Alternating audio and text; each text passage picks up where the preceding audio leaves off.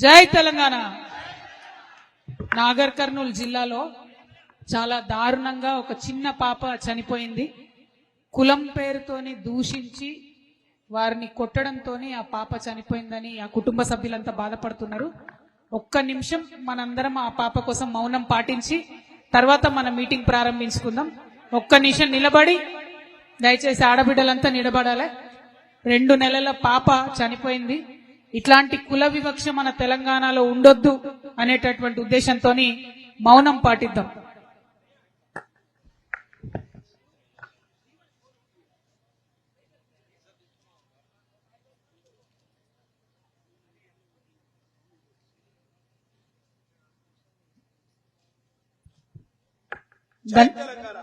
ధన్యవాదాలు. జై తెలంగాణ. కూర్చోండి. అందరికీ నమస్కారం. జోగులాంబ గద్వాల జిల్లాకు ఇంత తొందరగా మరొకసారి వస్తానని నేను అనుకోలేదు. కానీ సోదరుడు రంజిత్ గారు చెప్పినట్టు మరి నాకు జోగులాంబ అమ్మవారు అంటే చాలా సెంటిమెంట్. మొన్న ఎప్పుడైతే జోగులాంబ గద్వాల జిల్లాకు వచ్చి వెళ్ళిపోయినో ఆ తర్వాత మాత్రం నేను ఒకటి చాలా బలంగా అనుకున్నా. తెలంగాణ ఉద్యమంలో జనరల్ గా ఏది జరిగినా ఉత్తర తెలంగాణలో కరీంనగర్ లో ప్రారంభించేది. కానీ ఫ్యూచర్ లో తెలంగాణ ప్రజల కోసం రాబోతున్నటువంటి ఒక కొత్త రాజకీయ శక్తికి సంబంధించి ఏ కార్యక్రమం జరిగినా ఈ జోగులాంబ గద్వాల జిల్లా నుంచే ప్రారంభించాలని ఒక ఆలోచన, ఒక సెంటిమెంట్ మాకు అనిపించింది. దానికి రకరకాల కారణాలు ఉన్నాయి. ఒకటి, నడిగడ్డ ప్రజలు నిజాయితీ గల ప్రజలు.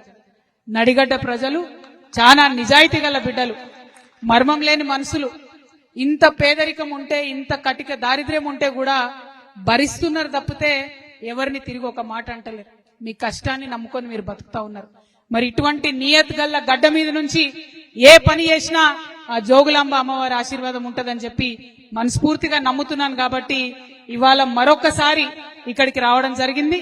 ఇక ముందు కూడా ఖచ్చితంగా వస్తూనే ఉంటామనే విషయాన్ని కూడా తెలియజేస్తా ఉన్నాను. మరి వేదిక మీద ఉన్నటువంటి ఏమైంది, ఒక్క నిమిషం మీరు కొద్దిగా పైకి అనుకోండి. ఏముంది, రావట్లేదా? అదే లాస్ట్. కొంచెం సహకరించుకోండి అన్న ఒకరికొకరు. పర్లే, ఇట్స్ ఓకే. వేదిక మీద ఉన్నటువంటి తెలంగాణ జాగృతి రాష్ట్ర ఉపాధ్యక్షులు కోల శ్రీనివాస్ గారికి, తమ్ముడు శివారెడ్డి గారికి, చిలుక ప్రవీణ్ గారికి, ఇస్మాయిల్ అన్న గారికి, వేముల భవానీ గారికి, కొత్తగా సర్పంచ్ గా గెలిచినటువంటి మరియమ్మ గారికి, వారి హస్బెండ్ కి, అట్లనే మా నారాయణపేట జిల్లా అధ్యక్షుడు మా సోదరుడు గవినొల్ల శ్రీనివాస్ గారికి, మన స్వామి గారికి, సీమల రమేష్ గారికి, సందీప్ గారికి, దండే ఆనంద్ గారికి, తేజ చౌదరి గారికి, మన తెలంగాణ జాగృతి రాష్ట్ర మైనారిటీ ప్రెసిడెంట్ ముస్తఫా గారికి, ఇక్కడ జోగులాంబ గద్వాల్ ప్రెసిడెంట్ గారు సలీం గారికి, అట్లనే మా తమ్ముడు బాలాజీ ఉదయ్ గారికి, శ్యామ్ గారికి, మరి అందరికన్నా ముఖ్యంగా ఈ నడిగడ్డ హక్కుల పోరాట సమితి నుంచి ఈ కార్యక్రమాన్ని ఏర్పాటు చేసినటువంటి బుచ్చిబాబు గారికి, లవన్న గారికి, విజయ్ గారికి, విష్ణు గారికి, బలరాం నాయుడు గారికి, గోవింద్ గారికి, రంగస్వామి గారికి, మరి నడిగడ్డ హక్కుల పోరాట సమితికి సంబంధించినటువంటి కార్యకర్తలకు, మిగతా నాయకులకు, అందరికన్నా ఎక్కువ రాబోయే రోజుల్లో ఈ గద్వాలకు కాబోయే ఎమ్మెల్యే గారు గొంగళ్ళ రంజిత్ కుమార్ గారికి మనస్ఫూర్తిగా ఈ రాష్ట్ర రైతుల పక్షాన నిలబడాలనేటటువంటి ఒక ఉక్కు సంకల్పంతో ఇవాళ ఏర్పాటు చేసినటువంటి రైతు సంఘర్షణ సమితి సభకు హాజరైనటువంటి మా ఆడబిడ్డలందరికీ హృదయపూర్వకంగా నమస్కారాలు తెలియజేస్తా ఉన్నా. మరి మేము బండి దిగి వస్తా ఉంటే ఒగ్గుడోలు విన్యాసాలతోని మమ్మల్ని ఉత్సాహపరుస్తూ ఇక్కడి వరకు తీసుకొచ్చినటువంటి స్వామి వారి బృందం అందరికీ కూడా మనస్ఫూర్తిగా అభినందనలు తెలియజేస్తా ఉన్నా. మీలాంటి కళాకారుల వల్లనే తెలంగాణ ఉద్యమం ఆనాడు ఉవ్వెత్తున ఎగిసిపడింది. మరి ఇప్పుడు జరగబోయేటటువంటి కొత్త సంఘర్షణలో, ఇప్పుడు జరగబోతున్నటువంటి సామాజిక ఉద్యమాల్లో కూడా మీ యొక్క పాత్ర ఉండాలి అని చెప్పి మనస్ఫూర్తిగా నమ్ముతూ విన్యాసం చేసిన మీ అందరికీ ధన్యవాదాలు. మరి మా లంబాడి అక్క చెల్లెళ్ళు చక్కగా డాన్స్ చేపించుకుంటూ తీసుకొచ్చిన అక్కడి నుంచి ఇక్కడి వరకు మీకు ప్రత్యేకంగా అభినందనలు తెలియజేస్తా ఉన్నాను. మరి అదే విధంగా రంజిత్ కుమార్ గారు నాకు మాట చెప్పారు మొన్న, అక్క మీరు ప్రతి జిల్లాకు వెళ్లి అనేక అంశాల మీద సభలు పెడతామంటున్నారు కదా, రైతులకు సంబంధించి సభ మాత్రం మా గద్వాల్లోనే పెట్టాలి అని అడిగింది. అంటే నేను ఒకటే ఒక ప్రశ్న అడిగిన, రైతు అంటే కేవలం మగవాళ్ళేనా రంజిత్ అని అడిగిన. లేదక్క, రైతు అంటే పొలంలో ఖచ్చితంగా ఆడవాళ్ళు పనిచేయండి, పొలం వెళ్ళదు, ఆడవాళ్ళు కష్టపడింది ఏ పంట కూడా చేతికి రాదు. ముఖ్యంగా మా సీడ్ పత్తి అయితే మా ఆడబిడ్డలు ఒక్కొక్క చిన్న పత్తి పువ్వు ఏరుతా ఉంటే ఆ పత్తి పువ్వు కింద పడిపోతే పసి బిడ్డను పసి పాపను పట్టుకున్నట్టుగా పత్తి మొగ్గను పట్టుకొని నోటితో ఊదుకుంటూ మన ఒళ్ళో ఉండే బట్టను కట్టుకొని కాపాడుకొని ఆ పత్తిని తీసుకుపోయి అవసరమైతే పత్తిని ఇంట్లో పెట్టి కుటుంబం అంతా బయట వండుకొని కష్టాన్ని కోర్చి మరి పంటను తీసేటటువంటి కష్టపడే ఆడబిడ్డలు ఉంటారక్క మా దగ్గర అన్నాడు. అంటే నేను ఒకటే మాట చెప్పిన, నువ్వు మహిళా రైతులను పిలుస్తా అంటేనే వస్తా తమ్ముడు, నేను లేకపోతే మాత్రం రానని చెప్పిన. మాట ఇచ్చిండు, మహిళల్ని పిలుస్తాక అని చెప్పిండు. మరి ఇంత పెద్ద ఎత్తున వచ్చినటువంటి మా మహిళా రైతులకు వారందరికీ జాగా ఇచ్చి పక్కకు కూర్చున్న మా రైతన్నలందరికీ కూడా ప్రత్యేకించి ధన్యవాదాలు తెలియజేస్తా ఉన్నా. ఎందుకోసం మహిళా రైతులు రావాలన్నా అంటే నిజంగా మనం పడే కష్టం, ఒక పక్క ఇంటి పని చూసుకోవాలి, ఇంకొక పక్క పొలం పని చూసుకోవాలి, ఇవన్నీ చూసుకుంటూ ఇబ్బందులు పడుకుంటూ ఇంటిని నడుపుతా ఉన్నాం. మరి అంత కష్టపడి మీరు సీడ్ పత్తి పండిస్తే దేశంలో అన్ని దగ్గరలకు మన గద్వాల సీడే పోతుంది. మన జోగులాంబ గద్వాల జిల్లాలో ఉన్న సీడే అంతటా కూడా పత్తి రైతులు వాడతారు. కానీ ఇక్కడ మాత్రం నిమిషానికి మిమ్మల్ని వేధిస్తా ఉన్నారు. నిమిషానికి ఎవరైతే ఈ కంపెనీలు ఉంటాయో, వాళ్ళ యాజమాన్యాలు ఉంటారో, వాళ్ళకి సంబంధించినటువంటి మధ్యలో ఉండే దళారులు ఉంటారో, మీ కష్టాన్నంతా కూడా వాళ్ళ దగ్గర పెట్టుకుంటున్నారు. పోయినసారి జనం బాటకు వచ్చినప్పుడు ఒక్కొక్కరిని పలకరించి చూసినాం. మా పొలం కుదవబెట్టుకున్న మా దళారుల దగ్గర డబ్బులు వచ్చేంత వరకు కూడా పొలం రాదు. అట్లా పొలం ఎకరాలు కోల్పోయినటువంటి రైతులు అనేక మంది ఉన్నారు. మరి వాళ్ళందరూ కూడా కలెక్టర్ గారి సమక్షంలో మాట ఇచ్చి 2 నెలలైంది, ఇంతవరకు కూడా బకాయిలు ఇస్తలేరు. ఇప్పుడు ఎగబెట్టేటటువంటి ప్రయత్నం చేస్తా ఉన్నారు. కాబట్టి గద్వాల ఖచ్చితంగా రావాల్సిందే. వచ్చి ఇక్కడి నుంచి నేను ప్రభుత్వానికి హెచ్చరిక చేస్తా ఉన్నా, కరెక్ట్ వారం రోజుల టైంలో ఏదైతే మా సీడ్ పత్తి రైతులకు బకాయి ఉందో ఎటువంటి కొర్రీలు లేకుండా అవి మీరు విడుదల చేయాల్సిందే. మీరు గనక అవి విడుదల చేయకపోతే అవసరం అంటే తెలంగాణ వ్యాప్తంగా ఉన్నటువంటి వాళ్ళందరం కూడా ఇదే గద్వాలకు వస్తాం, ఇక్కడే కూర్చుంటాం, దీక్షకు దిగుతాం. బిడ్డ జాగ్రత్త. మరి ఎవరైనా సరే, ఏ రాజ్యమైనా సరే 2 అన్నలకు భయపడుతుంది. ఒకటి అడవిలో ఉండే అన్నకు, ఇంకోటి రైతన్నకు. అంతేనా? ఇవాళ అడవిలో ఉండే అన్నలకు భయపడుతున్నారు కాబట్టే వాళ్ళని కర్కశంగా అణిచివేసే ప్రయత్నం చేస్తా ఉన్నారు. దారుణాతి దారుణంగా మానవ హక్కుల ఉల్లంఘన చేసి వాళ్ళని చంపుతా ఉన్నారు. దుఃఖపడుతున్నాం, చూస్తున్నాం మనం. ఇంకో పక్క రైతన్నల మీద దాష్టికం. కష్టపడి పొద్దున 10కి పోతే బయటకి సాయంత్రం 8-9 అయినా కూడా తోట నుంచి ఇబ్బంది పడి కష్టపడి వచ్చే రైతన్నను దారుణంగా ఇబ్బంది పెడతా ఉన్నారు. 1 కాదు 2 కాదు. ఇవాళ కరెంటు అర్ధరాత్రి వస్తుంది. మరి మొత్తం కుటుంబాన్ని ఇడిచిపెట్టాలి, ఇంటికాడ వైఫ్ ని పిల్లల్ని అందరినీ వదిలిపెట్టాలి. వాళ్ళు ఎట్లుంటారో అని రందో పక్కన, మరి అక్కడికి పోతేనేమో పామో తేలో ఉడుతుందనే బెంగ ఇంకో పక్కన. మరి ఇంత పెద్ద పెద్ద మనుషులు వచ్చిందే, ఇయ్యరాదా కరెంటు? పరిశ్రమలకైతే ఇయ్యొచ్చు, బ్యాంకులకు 1000 కోట్లు డబ్బులు ఎగబెట్టేటటువంటి పరిశ్రమలకైతే కరెంట్ ఇవ్వచ్చు. కానీ మరి కష్టపడే రైతులకు కరెంట్ వస్తలేదు. దాని మీద ఖచ్చితంగా మనం అడగాల్సిన అవసరం ఉన్నది. టైంకు యూరియా దొరుకుతలేదు. యూరియా ఇయ్యమంటే ఫోన్లో యాప్ పెడతారంట, ఆ యాప్ చూసి మనం బుక్ చేసుకోవాలంట. నేను ఒకటే మాట అడుగుతున్నా, మా రైతుల దగ్గర అయితే చిన్న ఫోన్లు ఉన్నాయబ్బా, ఎర్ర బటన్ పచ్చ బటన్, చిన్న ఫోన్ ఉంది మా దగ్గర. మరి మొదలు మా అందరికి ఐఫోన్లు ఇవ్వండి, ఆ తర్వాత యాప్ పెట్టుర్రి. అంతేనా? అందరికి ఐఫోన్లు ఇవ్వండి, ఆ తర్వాత యాప్ పెట్టుండ్రి. పెడితే మేము కూడా నేర్చుకుంటాం కదా, అదేం బ్రహ్మ విద్య కాదు. కానీ మా దగ్గర ఫోనే లేదు. ఇప్పుడు మేము ఏడబోదుము, మా పిల్లగాన్ని ఏడ బతిమలాడదుము, ఆ చదువుకునే పిల్లగాన్ని బతిమలాడి యాప్ బుక్ చేసుకొని కొనుక్కోవడానికి పోవాలి యూరియా. అంటే మీకు యూరియా ఇచ్చే చేతగాక అనేకమైనటువంటి కొర్రీలు పెడుతున్నారు తప్పితే నిజంగా రైతు మేలు కోరి కాదు. నిజంగా రైతు మేలు కోరి ఉంటే ఏం చేయాలి చెప్పలే, ఈ కాంగ్రెస్ వాళ్ళు చెప్పలే. మీరు అర్జెంట్ గా ఓన్రి ఊరుకుండ్రి, బ్యాంకుల దగ్గర లైన్లు కట్టుండ్రి. మీ దగ్గర 1,00,000 రుణమాఫీ అయిపోతే 2 లక్షలు తెచ్చుకోండి. ఇంటింట్లో ఎంతమందికి వస్తే అంతమందికి 2 లక్షలు తెచ్చుకోండి. మేము ఎక్కుతానే సోనియమ్మ పుట్టినరోజు నాడు మొత్తం రుణమాఫీ చేస్తామని చెప్పారు. అంటే పాపం చాలా మంది ఒక్కొక్క ఇంట్లో 2-3 పోయి డబ్బులు తెచ్చుకున్నారు. కానీ ఆ 2 లక్షల రుణమాఫీ అన్నది జరగనే లేదు. ముఖ్యమంత్రి గారు మొన్న చెప్తా ఉన్నారు, అందరికీ 2 లక్షల రుణమాఫీ చేసినాం. మేము ఆనాడే ఛాలెంజ్ చేసినాం, ఈ రాష్ట్రంలో 40 లక్షల మందికి 40 లక్షల మంది రైతులకు రుణమాఫీ చేస్తాం 40,000 కోట్లు అని కాంగ్రెస్ పార్టీ హామీ ఇచ్చింది. ఇవాళ రుణమాఫీ చేసింది కేవలం 25 లక్షల మంది రైతులకు మాత్రమే. అంటే ఇంకా 15 లక్షల మంది రైతులకు రుణమాఫీ జరగలేదు. ఇవి గణాంకాలు చెప్తున్నాయి, లెక్కలు చెప్తున్నాయి. మీరు బుకాయించినా కూడా నమ్మరు ప్రజలు, ఎందుకంటే అనుభవిస్తున్నారు.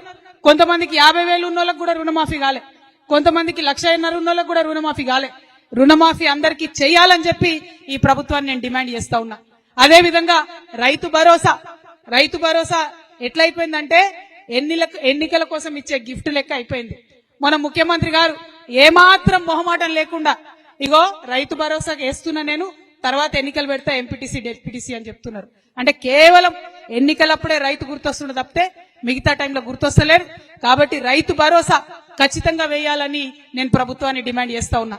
మరి మొన్న సర్పంచ్ ఎన్నికలు అయితే ఈ ఏటికి అవతల వైపు నారాయణపేటలో మా తమ్ముడు గవినోల శ్రీనివాస్ గారు డైరెక్ట్ గా యునానిమస్ గా సర్పంచ్ గెలిచి మరి బోని కొట్టిండు జాగృతికి. ఆయన జాగృతి జిల్లా అధ్యక్షుడు నారాయణపేట. మరి మున్సిపల్ ఎన్నికలు రాగానే ఆ జోగులాంబ అమ్మవారి దయతోని గద్వాల్ నుండే జాగృతి జయగంట మోగింది, జైత్రయాత్ర ప్రారంభమైంది. మొత్తం వడ్డేపల్లి మున్సిపాలిటీ గెలుచుకున్నాం. అవునా కాదా? చూసిరా లేదా మీరందరూ? మరి అదే జైత్రయాత్ర కొనసాగుతుంది. సరే ఇలా వాళ్ళు మనతో ఉన్నారా లేదా చర్చ కాదు, ఎందుకంటే గద్వాల్ గడ్డ మీద ఒక రకమైన రాజకీయం నడుస్తుంది. ఏ పార్టీలు ఎవరు గెలిచినా అధికారం పెట్టుంటే అటే పోయేటట్టు ఉన్నారు. అంటే అప్పటిదాకా ముఖ్యమంత్రి మున్సిపల్ చైర్మన్ పిలుచుకోలే, కానీ ఒక్క వడ్డేపల్లిలా జాగృతి జెండా ఎగరంగానే దాబాబు అని చెప్పి పిలుచుకొని అందరితో ఫోటో దిగిరంట. అంటే ముఖ్యమంత్రి దగ్గర నుంచి మొదలు పెడితే ప్రతి ఒక్కరికి కూడా ఏ పార్టీలో గెలిచినా మా పార్టీలకు రావాలనే ఒక పిచ్చి రాజకీయం గద్వాల్లో నడుస్తుంది. నేను ఇవాళ ఎమ్మెల్యే గారిని అడుగుతున్నా, మీకు ధైర్యం ఉంటే, మీకు దమ్ముంటే, మీకు చిత్తశుద్ధి ఉంటే మీరు ఏ పార్టీయో రేపు ప్రెస్ మీట్ పెట్టి చెప్పండి. ఎక్కువ వేరే ఏం చేయదు, మీరు ఏ పార్టీయో చెప్పండి. ఏ పార్టీలో ఉన్నామో చెప్పుకోలేనటువంటి వాళ్ళు మీరు ప్రజలకు ఏం చేస్తారో ఎట్లా చెప్తారు? అంటే నువ్వు కాంగ్రెసా, నువ్వు బీఆర్ఎస్ఆ? నువ్వు కాంగ్రెస్ చేసే పనులు చేస్తావా ప్రజలకు, లేదా బీఆర్ఎస్ వాళ్ళు చెప్పే పని చేస్తావా?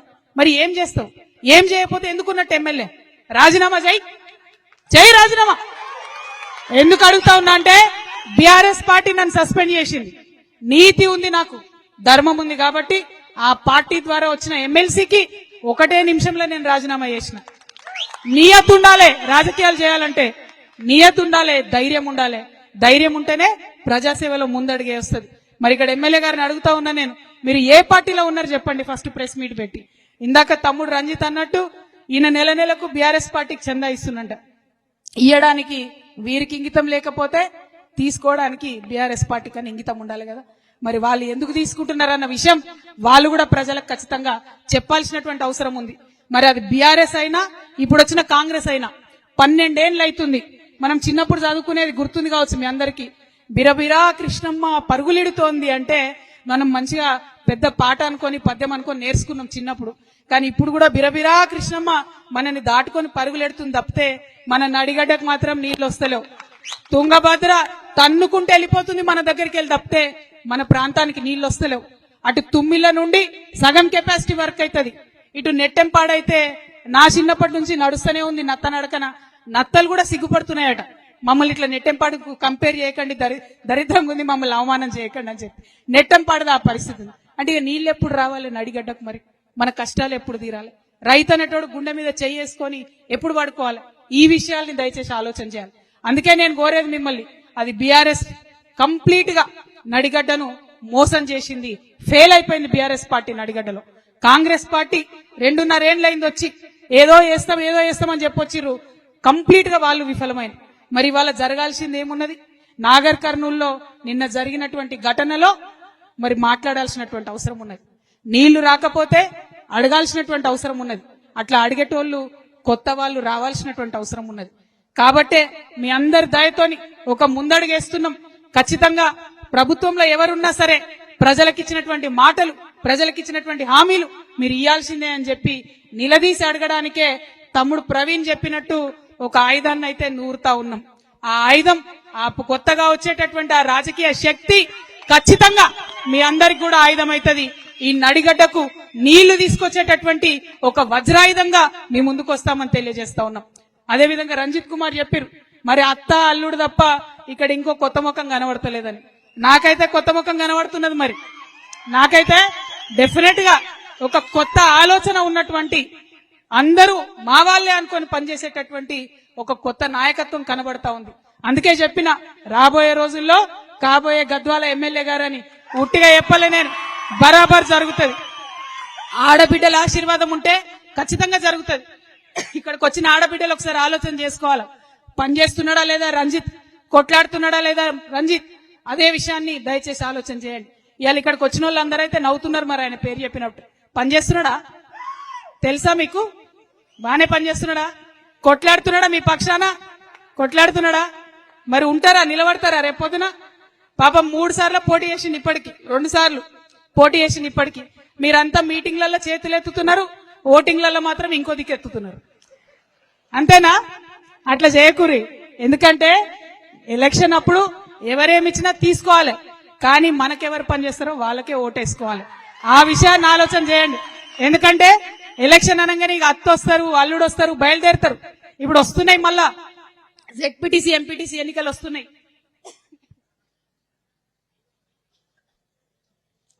మళ్ళా జెడ్పీటీసీ ఎంపీటీసీ ఎన్నికలు. మూటలు ముల్లలు తీసుకొని దిగుతారు. నేను ఒకటే మాట చెప్తున్నా, తీసుకోరి మూటలు, అవి మీ నెత్తి కొట్టి సంపాదించినాయే, మీ కష్టంతో సంపాదించినాయే, తీసుకొని ఏం భయపడదు. కానీ ఓటు మాత్రం ఖచ్చితంగా జాగృతికి, రంజిత్ చెప్పిన మనుషులకు మాత్రం ఓటేయండి. ఎందుకంటే మీ గొంతుకై నిలబడతాం. ప్రతి మండలంలో జెడ్పీటీసీ క్యాండిడేట్ ని పెడతాం, బలంగా కొట్లాడతాం. ప్రతి ఊర్లో ఎక్కడెక్కడ ఎంపీటీసీలు ఉంటే అక్కడ ఎంపీటీసీ క్యాండిడేట్లను పెడతాం, చాలా బలంగా కొట్లాడతాం. మరి ఆశీర్వదించమని అడగడానికి వచ్చినాం.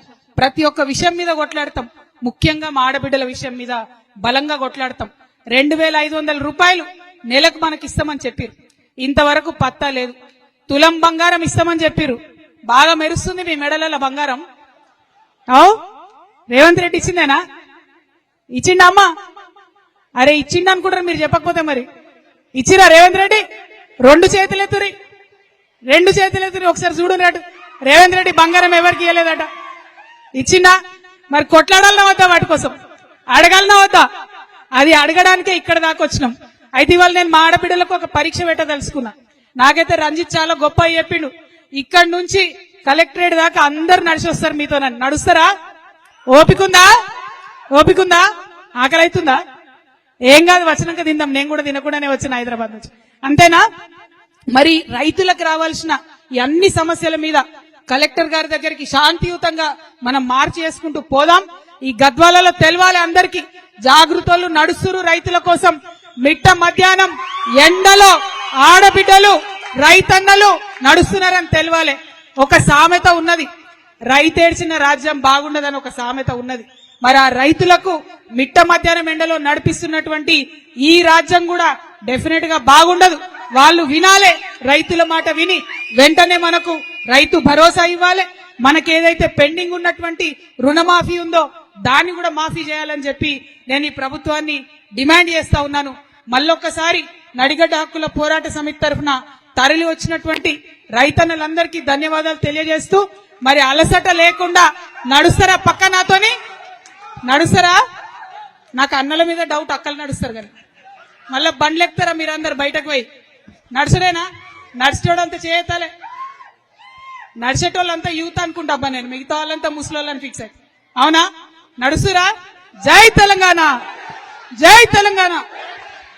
జై రైతన్న.